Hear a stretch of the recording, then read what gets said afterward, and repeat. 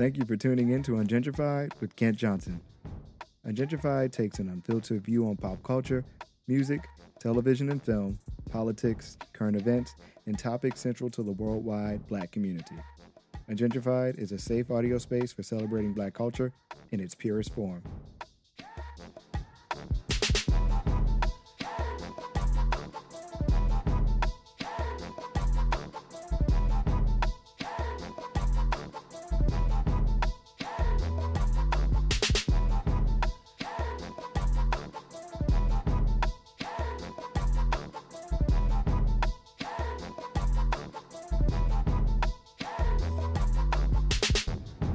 All right, thank you for joining another, I found it real deep and important, right? Another very special episode of Ungentrified with Kent Johnson. I am your host, Kent Johnson. I'm actually doing that to hide my voice because it's kind of hoarse because I've been running around all weekend and here at Afropunk, but we still got some recaps to do and we got some stuff to talk about. So, hey B. Hello. I'm sure you guys already heard me laughing. Sorry.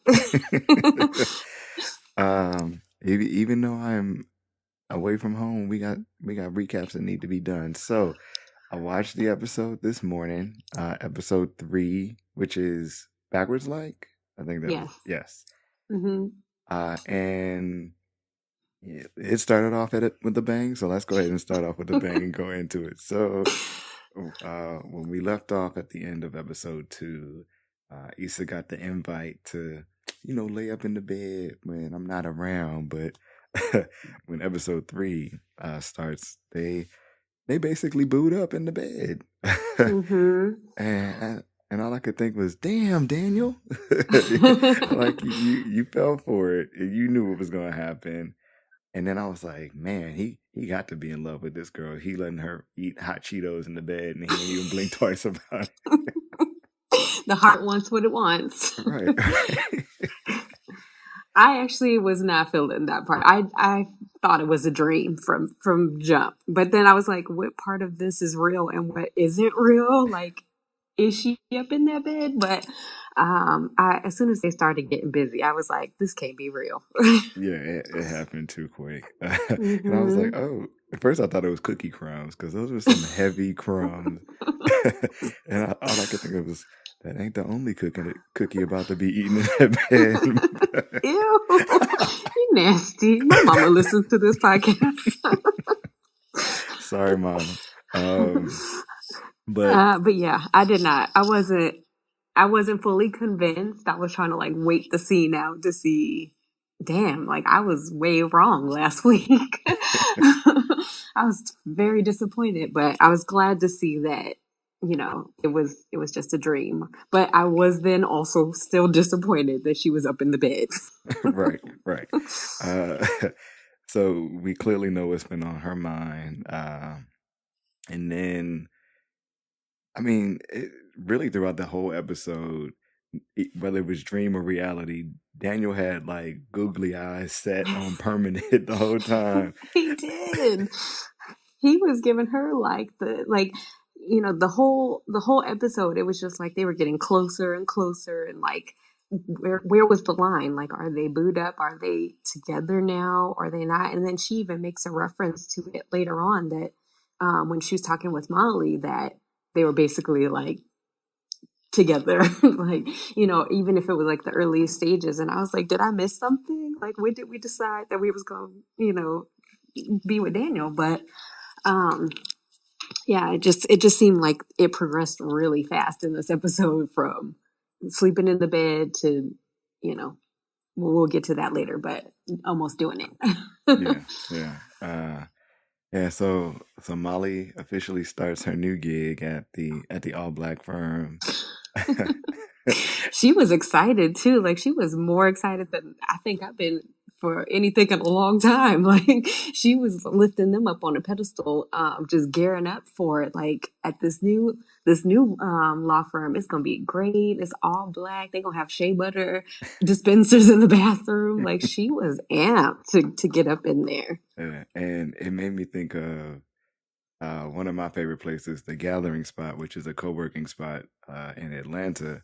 And I love it because they have cocoa butter lotion in the bathrooms. Oh And man. it's like it's the little things, you know. And these are why we need diverse businesses in the world, because somebody knows that there is an audience out there for cocoa or shea butter in the restroom. I have to say, I was wishing we had some shea butter up in our our bathrooms here at work, but no, that's not the case. But the one thing that Molly did, and I think we are all victims of doing this, is well, at my old job. Oh my God, yes. I zeroed in on that because, I just switched jobs 2 months ago. So almost everything that I do, I say, well, my old group, I mean, it's the same company, but I'm like, oh, in my old group, we did this. And, maybe we should try to do this because in my old group. So as soon as that was happening, I was like, oh, shoot, that's me. But at least I'm doing like positive, like, oh, in my old group, we did this group is much better. She was like, in my old job, we did this. Why y'all ain't doing it? Right, right.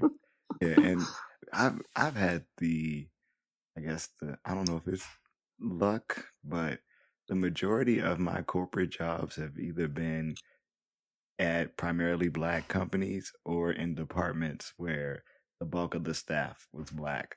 So I can only remember offhand one company I worked with where I felt like I was in a minority, where I felt like a we got y'all kind of situation. But I've always been in that environment, but I've had that at my old job conversations. And I remember one time I got the nickname of being called Mr. Professional at my new job, which I thought was ironic because I was like, we should all strive to be professional at work.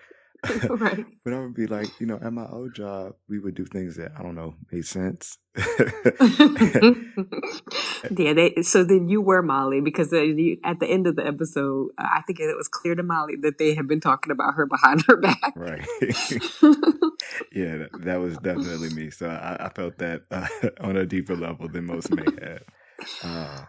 But my thing with the Molly thing was she had put it on such a pedestal before, and then she got in there and then totally dogged it out. And I think it was Kelly or one of the girls said what I was thinking, which is we're harder on ourselves and each other. So in my mind, before she even got there, I was like, this is not going to turn out the way she wanted to because, it's a good chance that she's going to get in there thinking she's top dog and get in there and they going to knock her down a few pegs. So it didn't happen exactly like that, but I was thinking like people, our people are kind of harder on each other than they are on any other people. And it was really her. She was being more hard on them. Like, I can't believe you don't have this. This is bootleg. This is wrong. Where's this? Why? She was just being negative the whole time as opposed to looking at the positives or even approaching the situation in a more positive way. Like, oh, like in my old job, we had this. Have you guys considered trying X, Y, and Z, like implementing better policies with that knowledge versus just being like, oh, y'all ain't got this. Oh, is this person on CP time? Like she was just negative the whole time. So Right. I was disappointed in that, but I think she gonna learn quick. Yeah. And then it was like, dag, Molly, you got to think about it. Maybe they cutting these corners so they could give you that bigger paycheck that your last job wouldn't give you. I was thinking that too. Like I didn't think cutting corners for that, but I was thinking like maybe that's why they're able to get the money because they're cutting those corners. Like maybe everybody's making more and doing more with Right. less. Right. So you take one with the other. You get the luxuries and a lesser paycheck, or you have an office/storage space and a bigger check. You can use that extra money from your check, get your own storage if you want it. Right. Yeah. I definitely think she has some growing pains and hopefully it doesn't last too long because, once you get pegged at a job, it's hard to, first impressions mean, they stick with you. So hopefully, that doesn't last, this whole thing she's going through. Right. Yeah. Those things generally tend to last until you are no longer the new person. or at that company. You will be remembered once you're gone. Like, remember when that one girl used to work here? Right. I wonder where she getting her documents sent to now. Yeah. Yeah. uh, yeah, that conversation with Issa, Kelly, and Tiffany at the dinner brought up another thing that I know a lot of people do, which is have the side chat to the group chat. We do that. Yeah. But some stuff ain't for everybody, Right. or once you get into the chat, and then you might say one thing outside the group chat, and then you just keep it going. So I'm not mad at the side chat, but I am mad that Tiffany was like, dang, I can see over your shoulder. Like, Yeah, but it's like, I mean, I think in that case they got to. She's the married one, and all of them are in a different space right now, or at least they feel like that. So that might be a division that they're starting to make, just because they know that she's about to be on 10 whenever the baby actually gets here. What did Kelly say, for the next 12 months? Yes. But you know what? I always kind of felt like she was already on the outside. Like, I almost feel like this isn't like a new side group chat. Yeah, no, this has Because been she was going on. always, she was always the one who kind of put herself on a pedestal, her and her band on a pedestal, and their lifestyle on a pedestal from other, like what everybody else had going on. Like, ugh, y'all are still doing that. Like, so I almost feel like maybe she's just becoming aware of how she's not in the main group chat anymore because of those insecurities of, okay, well, now my life is changing. I got this baby. We're going out to eat and they all drinking and she's drinking water. Like, I think maybe she's just becoming more aware of where she stands in the group versus, what they just was doing the whole time. Yeah, and I think that might be the opening up to what her arc is this season, because I'm just thinking of like the previews for the season, and like we see her out with them at the pool party, and it's like, what you doing pregnant at the pool party? But that may be her trying to latch on to what little bit of time she feels that she has left to hang out with them, because they already starting to break away. Yeah, I agree because they were really like not around, and then all of a sudden, especially from the previews, you see that she's way more integrated this season than she was previously, which I like. I mean, I like her character, so I'm fine with it. But I think you're right. I think her hanging on might be what her storyline is this season. Yeah. So speaking of, I know we mentioned pride and insecurity. Let's fast forward to Daniel and his moment in the studio with Spider and Khalil. So, so in the episode, Daniel went over to Khalil's house. He played his Icelandic beat for him, and Khalil It was almost sounded like a Renaissance fair, to be honest. Right, it sounded like the waiting music while you were getting your Riverdance tickets. Yes. Yeah. So he played the track, and Khalil was like, "Oh, let's add some drums here. Let's bass it up." And he made some quick tweaks to it. And then they actually go to the studio and link up with Spider. And Spider's like, "Oh, Daniel D. King, why don't you play the track?" And when he plays it, he plays his version of the track and not the one that Khalil beefed up with the drums. And Khalil The look on his face. Right. I see that look on my son's face all the time. Yeah, so as soon as I knew he was going to do that.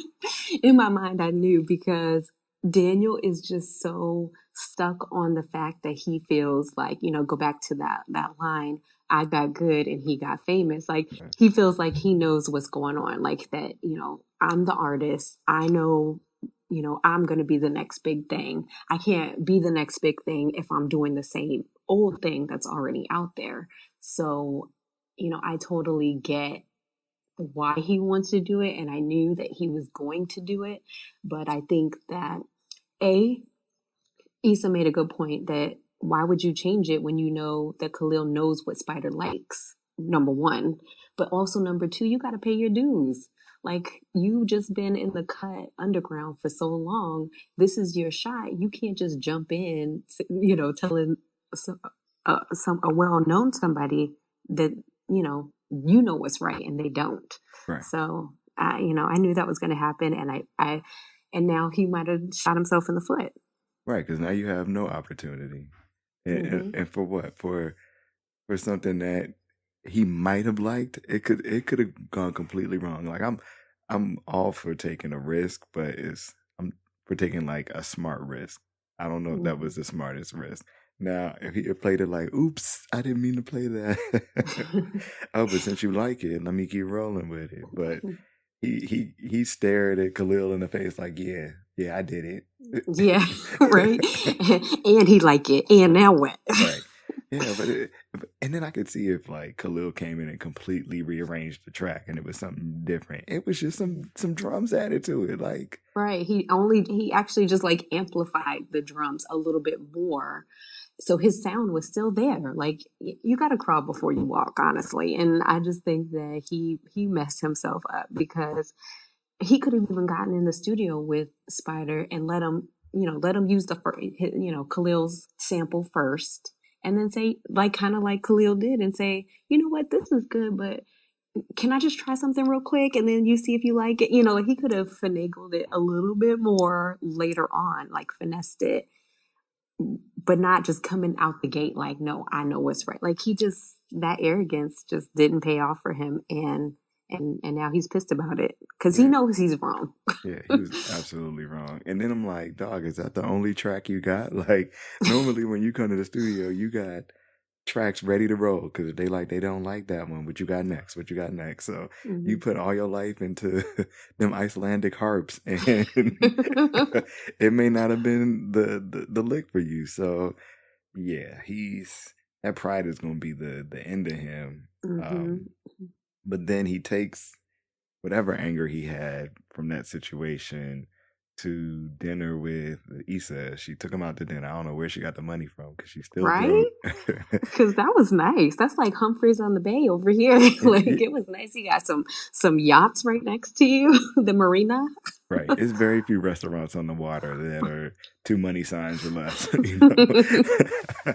So she took him out.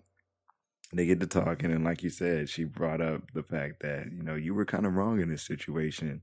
And he hit her back with a line that kind of resonated from another scene in the episode where he was just like, "You really don't know what it feels like to care about something that you do," which was a soft spot for her. But I don't think he necessarily knew it yet because they hadn't, or at least they hadn't on camera discussed how she felt about the other nonprofit group, the after school program that she saw when they were looking for another or some people of color for We Got Y'all. So clearly, she's kind of trying to figure out why she's still there and what value it serves for her, and then if she has any value for the program, because she couldn't even tell the girl that was interviewing like what was good about the job, but she had been there 5 years. So um Yeah, I noticed that too, where she was kind of like stalled, and I almost took it in two different ways, where she is confused even about how she feels about her job. Like she does like her job, but then I thought of it again, and I was like, well, right after that is when she looked up the other company. mhm. So I feel like maybe in that moment she was like, "You right? Why am I still here? Like I should be moving on to something better." Yeah, yeah. So he hit her with that, and then he hit her with the yeah, because I always got the savior last, which That was cold. yeah, it was cold and And true. yeah, cold, true. But then it was like, oh, so that's how you look at her, from Hmm. jump, and that's why he keeps her around because she's a cheerleader. He feels like that's something that even I suffer with. Like sometimes you just feel like a man when you know that you can help in other situations. It validates you where things could be going wrong and in every other avenue in life. If you know that you are the savior for somebody, it's a little bit of ego that you can salvage for yourself. So Hmm. as he may feel things are crumbling around him, I still got this bum in my house that needs my help. So I like the fact that somebody needs me, and that's why he keeps her around. He don't want her leaving anytime soon because then he wouldn't have anybody stroking his ego essentially because she knows everything, so she's going to give him the back rubs and the ego strokes that he needs to feel better. Yeah, he did not like this bit of honesty as much as he did in the last episode. He was just kind of like he snapped at her, Yeah, as opposed to last week when she was being honest with him and was motivating him and pushing him to do more. You know, he appreciated it. He took that leap. This time he was like, "B, you don't know what you're talking about. Mind your business. Just go be sleeping in the bed with your Cheetos." Like, right. Then the last scene of the episode where they're both in bed and he apologizes, but it was very much like we in a relationship kind of apologize, like, babe, I'm sorry. yeah, I it didn't was. mean it. You know Let's how make I up get. doing let's make up doing what we do best. I take it Right. back to baby boy, right? Like after that big old fight, it was like, let's do it, you know? Right. And I and at first I was like, oh yeah, like I was in it. And then it took me a minute when she just lost it, right? Like when she lost the mood. Hmm. And I was kind of like, what happened? What changed in that moment other than him asking her if it felt good? But then I was like, that was it. It didn't matter what made her feel that way. That was it. They crossed the line and now they can never go back Right. to figuring out where we are, just being friends or being friends plus. Like, that's it. Like, you either shit or get off the pot. And Right. I think that's why that helped her make her decision for what to do next. Yeah. Yeah. She clearly. I mean, there's nowhere to go from here but to your new apartment, Mm-hmm. because you can't stay there with this new level of tension, or this renewed level rather, because it was there before, but now it's back in full force. So yeah, she's definitely gonna have to take that property manager job. And I liked how they did the kind of moment where she knew she had to be in her own space, and when she had her mirror moment again, because really that was her first mirror moment this season. Yeah. She tried to have one in someone else's spot and it didn't happen. uh, so yeah, it was a reminder of self, uh, for her. So she definitely got to move out. Yeah. And I think she don't know what she's getting into. She knows she needs to move on, but I think Daniel was more right when he was like, do you know what you about to get yourself into? It's not just gonna be cheap rent. Like, are you ready to start like plunging and doing all these grimy janitorial things that come with being like maintenance? Right, essentially maintenance. You're on Yeah. call maintenance. Yeah, I don't think she knows what's about to happen. But next week we see that she she comes in and that's it. Like it goes hard right away. Yeah, There's some yeah. squirrels in the walls. They make it babies. Over here from Trina, the crazy neighbor, who I can't wait to Hmm. meet. Yeah, yeah. This episode, it felt like a lot went on, but when you broke it down, not too much really did. Um, Yeah. I mean, it was kind of needles moving to places where we knew they were going to go anyway. But now we're getting into the mid arc of the season. So I think is it 8 episodes or 10 episodes? I forget. But I think it's 8. yeah, so we're approaching the middle now. So like stories are established, or this is the point where things would start to either flip on their head or go hard for whatever resolution they're supposed to. So curious to see where we would hope we get over next week as we do episode 4. Yeah, I'm interested too. I think the title was perfect. Backwards, like like everybody moved forward an inch, but then came back. Molly with the job, she ended on a negative. Issa and Daniel ended on a negative. Daniel for sure ended on a negative. So I think that like as much as they're moving forward, they definitely went back a step, and I think the only person who's kind of like looking forward in this at the very, very end is Issa, who's looking at that new gig and seeing if maybe she should, try to get in with them or not, because we got y'all ain't working, Right. and Yeah. moving on with the apartment and everything. So I'm interested to see what happens next week. Yeah. Me too. So you guys, thanks again for listening to Bianca and I laugh and cut a fool as we talk about the most recent episode of Insecure. You can check us every Monday if life doesn't get in the way. And You can always find out more information about Ungentrified on ungentrifiedpodcast.com and on Twitter and Instagram at ungentrifiedpod. And we'll check you next Monday for episode 4. Peace. Bye.